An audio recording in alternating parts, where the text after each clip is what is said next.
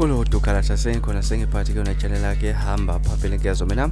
ngiveze ukuthi ngakho malo bathi ilasbona amagumede mhlawumbe ukuthi usemusha like aya uzophinde ngicela uqinisekise ukuthi uyasubscribe ungakhohlwa ukucomment nokulike nokushare kanjalo futhi ukusubscribe ukukhona okukhulu kunakho kabafethu manje sibheka lapha endabeni esihamba phambili sithinta udaba oluthinta lapha insizwa uQuality umfowabo Biyela esivele yabukisa ngogcoka melisha lapha nezinkundleni zokuxhumana kuze ngemuva nje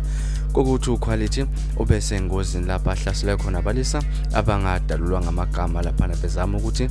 bemdobule ngesho kugcine kulimala imoto kuphela yena akazange alimale kuMthandeni ubese dedela iclip impela chaza kabanzi ukuthi kungani uQuality edujula lapha bayinosanele umvokazane ukuthi badujulela ukuzenza igcoka melisha ke bese buya futhi uQuality umfowabo Biyela ezophawula ngalolu daba lokuthi yena engathi thatha inumber plate ewamchazela ukuthi yipi number plate okumele ayisebenzise ngoba lena ethi uBhova useyidlile ngaloku mhlawumbe ukuthi ngichaza kakhulu ake vele ubambe nayi clip uQuality umfowabo Biyela echaza ngalolu daba phinde futhi sihlangane kuvideo landelayo ngesikhathi esilandelayo nisiphathe kahle nibe nosuku lumnandi ngithanda kakhulu wethoza lithi hamba kanjani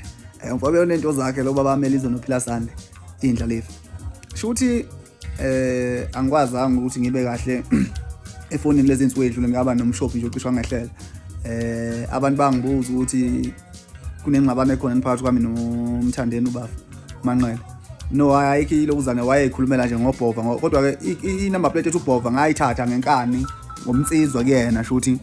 kodwa angazange ngamtshela igama akazolisebenzisa ukuthi uzoba ubani namabe mina nguBhova ngoba nguBhova namhlanje ngamtshela ukuthi uzoba uKimi yena yabo ngamtshela futhi Manqele ngamfonela kwakungo-1 emini ikhathi ngoba ngiyazi uvuka ngo-1 ikhathi icover phela zivuka late shuthi ngamtshela uzoba uKimi umfowethu lana sikhonzile ngama uthatha igama ngithatha igama kuyena